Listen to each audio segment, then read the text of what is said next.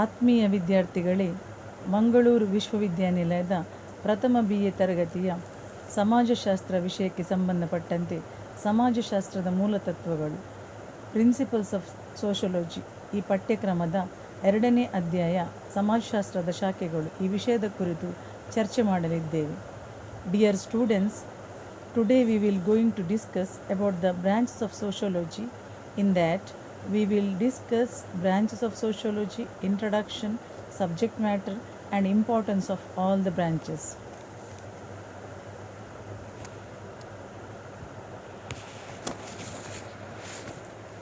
Sociology is a science of society. As a science, it makes scientific study of human society. Sociology can be understood as a study of social life, of group interaction and social behavior. ಸಮಾಜಶಾಸ್ತ್ರವು ಇತ್ತೀಚೆಗೆ ಅಸ್ತಿತ್ವಕ್ಕೆ ಬಂದ ಯುವ ವಿಜ್ಞಾನವಾಗಿದೆ. 19ನೇ ಶತಮಾನದಲ್ಲಿ ಪ್ರತ್ಯೇಕ ಅಧ್ಯಯನದ ಶಾಖೆಯಾಗಿ ಅಸ್ತಿತ್ವಕ್ಕೆ ಬಂದ ಸಮಾಜಶಾಸ್ತ್ರವು ಮಾನವ ಸಮಾಜದ ಕುರಿತು ವೈಜ್ಞಾನಿಕ ಅಧ್ಯಯನ ನಡೆಸುತ್ತದೆ. Scope and subject matter of sociology is so vast, it is difficult to concentrate on the whole of human society. Sociology is a general science of society. Therefore, it can be said that the subject matter of sociology is society as a whole. ಸಮಾಜಶಾಸ್ತ್ರವು ಸಮಾಜದ ಸಾಮಾನ್ಯ ವಿಜ್ಞಾನ. ಮಾನವ ಸಮಾಜವನ್ನು ವೈಜ್ಞಾನಿಕ ರೀತಿಯಲ್ಲಿ ಅಧ್ಯಯನ ನಡೆಸುವುದೇ ಸಮಾಜಶಾಸ್ತ್ರದ ಗುರಿ. This necessitated specialization in sociology to concentrate on one area of study to make efficient and reliable study. ಸಮಾಜಶಾಸ್ತ್ರವು ಇತರ ಸಮಾಜ ವಿಜ್ಞಾನಗಳ ಸಾರ ಎಂಬ ವಿಚಾರವನ್ನು ವಿಮರ್ಶಕರು ವ್ಯಕ್ತಪಡಿಸಿದ್ದಾರೆ. ಸಮಾಜಶಾಸ್ತ್ರ ಅಧ್ಯಯನದ ವಿಷಯವು ಇತರ ವಿಜ್ಞಾನಗಳಲ್ಲಿ ಹಂಚಲ್ಪಟ್ಟಿದೆ. ಇತರ ಸಮಾಜ ವಿಜ್ಞಾನಗಳಿಂದ ವಿಷಯವನ್ನು ಪಡೆದುಕೊಂಡು ಅಧ್ಯಯನವನ್ನು ನಡೆಸುವ ಶಾಖೆಯೇ ಸಮಾಜಶಾಸ್ತ್ರ.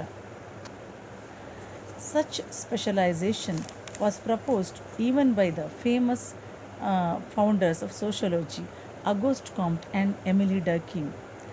ಸಮಾಜಶಾಸ್ತ್ರದ ವೈಜ್ಞಾನಿಕ ದೃಷ್ಟಿಕೋನವನ್ನು ಸಮಾಜಶಾಸ್ತ್ರದ ಪಿತಾಮಹರಾದ August ಕಾಮ್ಟ್ ಪರಿಚಯಿಸಿದ್ದರು.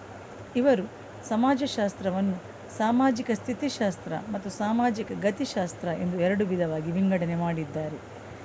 The need for specialization in sociology was realized even in the early stages of development of sociology. ಪ್ರಾರಂಭಿಕ ಹಂತಗಳಲ್ಲಿ ಸಮಾಜಶಾಸ್ತ್ರದ ಅವಶ್ಯಕತೆ ಅತಿ ಅಗತ್ಯ ಎಂಬುದಾಗಿ ಸಮಾಜಶಾಸ್ತ್ರೀಯ ಚಿಂತಕರು ಅಭಿಪ್ರಾಯಪಟ್ಟಿದ್ದರು. Today, we may identify over 50 branches of sociology. Example, social anthropology, social psychology, medical sociology, industrial sociology, rural and urban sociology. ಇವತ್ತು ನಾವು ಸಮಾಜಶಾಸ್ತ್ರದ ಸುಮಾರು 50ಕ್ಕೂ ಹೆಚ್ಚು ಶಾಖೆಗಳನ್ನು ಗುರುತಿಸಬಹುದು. ಉದಾಹರಣೆ, ಸಾಮಾಜಿಕ ಮಾನವಶಾಸ್ತ್ರ, ಮನಃಶಾಸ್ತ್ರ, ವೈದ್ಯಕೀಯ ಸಮಾಜಶಾಸ್ತ್ರ, ಕೈಗಾರಿಕಾ ಸಮಾಜಶಾಸ್ತ್ರ, ಗ್ರಾಮೀಣ ಹಾಗೂ ನಗರ ಸಮಾಜಶಾಸ್ತ್ರ. Social anthropology can be understood as a branch of sociology which studies relationship and differences between sociology and anthropology. Anthropology is a study of origin of primitive man, his cultural development and behavioral patterns. ಮಾನವಶಾಸ್ತ್ರವು ಸಮಾಜಶಾಸ್ತ್ರದೊಂದು ಶಾಖೆಯಾಗಿದ್ದು ಸಮಾಜಶಾಸ್ತ್ರ ಹಾಗೂ ಮಾನವಶಾಸ್ತ್ರದ ನಡುವಿನ ಸಂಬಂಧ ವ್ಯತ್ಯಾಸವನ್ನು ಅಧ್ಯಯನ ನಡೆಸುತ್ತದೆ. ಮಾನವಶಾಸ್ತ್ರವು ಪ್ರಾಚೀನ ಮಾನವ ಜನಾಂಗದ ಉಗಮ, ಬೆಳವಣಿಗೆ, ಜನಸಮೂಹ, ಆಚರಣೆಗಳ ಕುರಿತು ಅಧ್ಯಯನ ನಡೆಸುತ್ತದೆ. Social psychology studies the relationship and differences between sociology and social psychology. ಸಮಾಜಶಾಸ್ತ್ರ ಮತ್ತು ಮನಃಶಾಸ್ತ್ರಗಳು ಪರಸ್ಪರ ನಿಕಟ ಸಂಬಂಧವನ್ನು ಹೊಂದಿದೆ. ಮನಃಶಾಸ್ತ್ರವು ಮಾನಸಿಕ ಸ್ಥಿತಿ, ಪ್ರವೃತ್ತಿ, ಅನುಕರಣೆ, ಮನೋಧರ್ಮ, ಪೂರ್ವಾಗ್ರಹಗಳ ಬಗ್ಗೆ ಅಧ್ಯಯನ ನಡೆಸುತ್ತದೆ. Psychology studies human mental processes such as emotion, memory, perception and intelligence. Industrial sociology is the study of industrial phenomena, organization, structure, industrial relation and impact of industrialization on various aspects of society.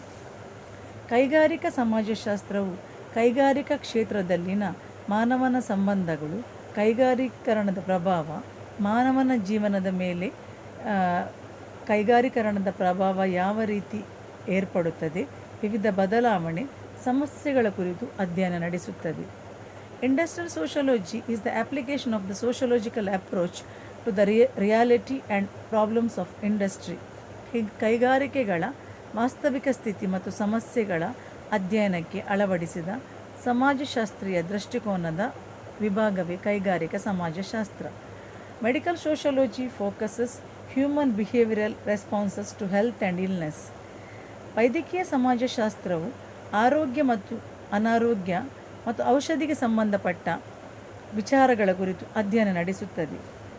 Medical sociology also analyses the impact of psychological conditions resulting from our environment on our health.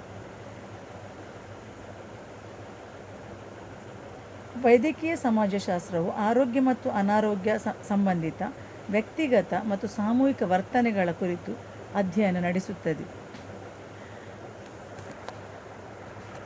Urban sociology studies, explores and analyzes the urban people and their problems. ನಗರ ಸಮಾಜಶಾಸ್ತ್ರವು 20ನೇ ಶತಮಾನದಲ್ಲಿ ಅಸ್ತಿತ್ವಕ್ಕೆ ಬಂದ ಸಮಾಜಶಾಸ್ತ್ರದ ವಿಶಿಷ್ಟ ಶಾಖೆಯಾಗಿದೆ. ನಗರ ಸಮಾಜಶಾಸ್ತ್ರವು ನಗರ ಜನಜೀವನದ ಕುರಿತು ಅಧ್ಯಯನ ಮಾಡುವ ಒಂದು ವಿಧಾನವಾಗಿದೆ. ನಗರೀಕರಣ, ನಗರ ಜೀವನ, ನಗರ ಸಮಸ್ಯೆಗಳನ್ನು ಪರಿಹರಿಸಲು ಕೈಗೊಂಡ ಕ್ರಮಗಳು ಇವುಗಳನ್ನು ಅಧ್ಯಯನ ನಡೆಸುತ್ತದೆ. Rural sociology studies, explores and analyses of the rural people and their problems. ಗ್ರಾಮೀಣ ಸಮಾಜಶಾಸ್ತ್ರವು ಗ್ರಾಮೀಣ ಸಮಾಜದ ವ್ಯವಸ್ಥಿತ ಹಾಗೂ ವೈಜ್ಞಾನಿಕ ಅಧ್ಯಯನ ನಡೆಸುತ್ತದೆ. ಗ್ರಾಮೀಣ ಜನರ ಜೀವನ, ಗ್ರಾಮೀಣ ಪರಿಸರ ಸಮಸ್ಯೆಗಳ ಬಗ್ಗೆ ಅಧ್ಯಯನ ನಡೆಸುತ್ತದೆ. Dear students, so far we have discussed introduction, subject matter and importance of all the branches. I hope that all of you understood the 3 aspects. Remaining we will discuss in the coming session. Thank you very much.